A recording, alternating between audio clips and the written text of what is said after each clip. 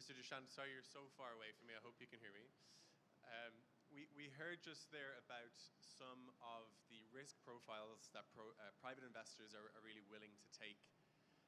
Transparency around project level performance, robust frameworks for renewable investments, access to hedging tools, things for credit and currency hedging, for example.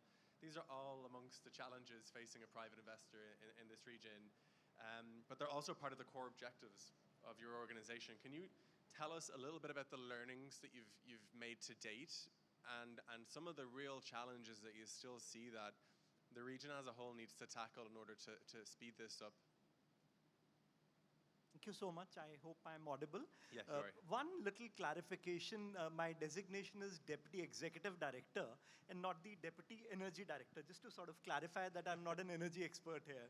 But I did, pull out 5 specific points which I thought would be very useful for the region. And I'll try and, talk about points which complement, some of the points which were just talked about.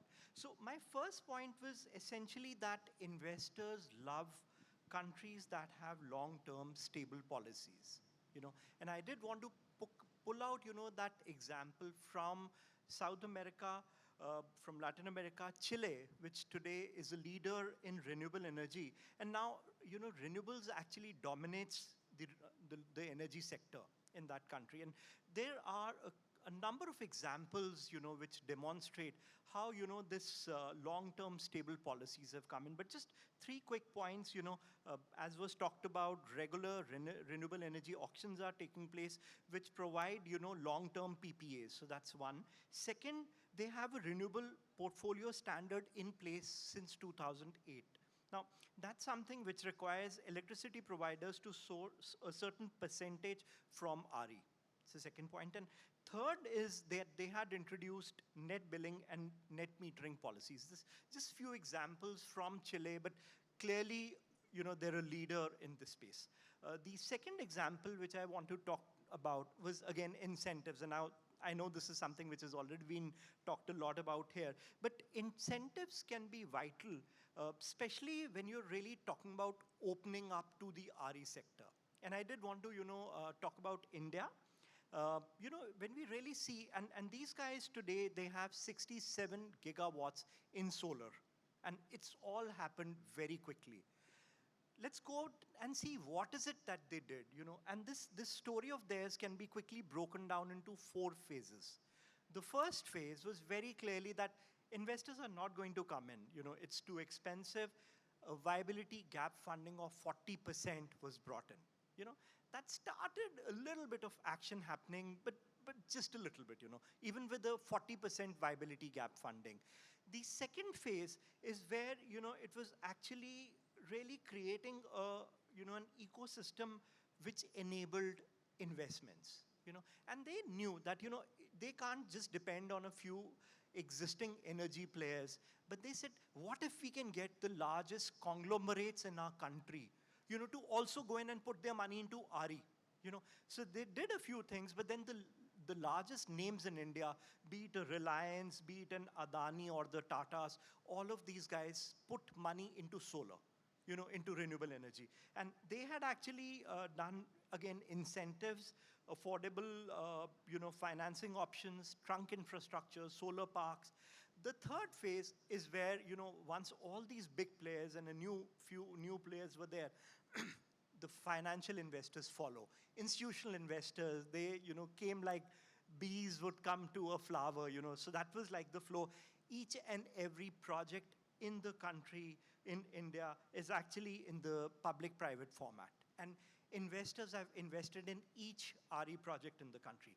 The fourth phase, and that's where, they're just sort of there now, is where they are seeing the dependence on maybe 1 or 2 other countries for their solar panels. Again, the game goes back to incentives. So they have come out with something called as the production-linked incentive scheme, something very interesting, but that's something which is actually getting manufacturing to sort of take in place. So that was the second example of how incentives can be very important.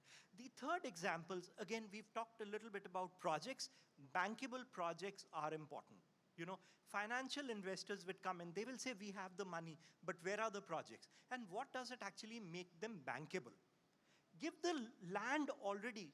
get all the clearances in place, get the single windows in place. But if you have beautiful projects, investors come in for that. A couple of quick examples: Morocco, you know, the Noor solar complex, Chile, Serra Dominador solar plant, Egypt, Benman solar park. All of these projects, a lot of homework was done before these projects were actually put out in front of investors. My fourth point, innovation entrepreneurship is very important. You know, if you really want to get the ball rolling, the startups have to be there. You know, so there are countries which have actually come out with some very innovative stuff as far as renewable energy startup ecosystems are concerned. Germany has what is called as a startup energy transition program, or a SET program. Australia has a clean energy seed fund. Now, we as WIPA have been working with the International Solar Alliance for a SolarX Grand Challenge in Africa. 180 applications, 20 winners from across Africa. You know, it's beautiful the way those case studies are coming out, and a lot of this action is now moving to, you know, Asia Pacific is how we see it. My last point, investment promotion agencies. I represent the World Association of Investment Promotion Agencies, you know, the IPAs, BKPM, you know, Board of Investment, Thailand, Philippines, all of these are very powerful agencies. Get them in the center stage. You know, make them a bigger part of all of this investment action which is taking place. Be it investable projects, you know, it should not be more of a Ministry of Energy or somebody. It has to be the investment agency and them together, you know. So IPAs can really bring in that difference. I'll just stop here, but you know, I think all of these learnings applied to the region can actually make a huge difference. And we as WIPA look forward to, you know, working individually with each of the countries and collectively with all of you. I'll just stop there.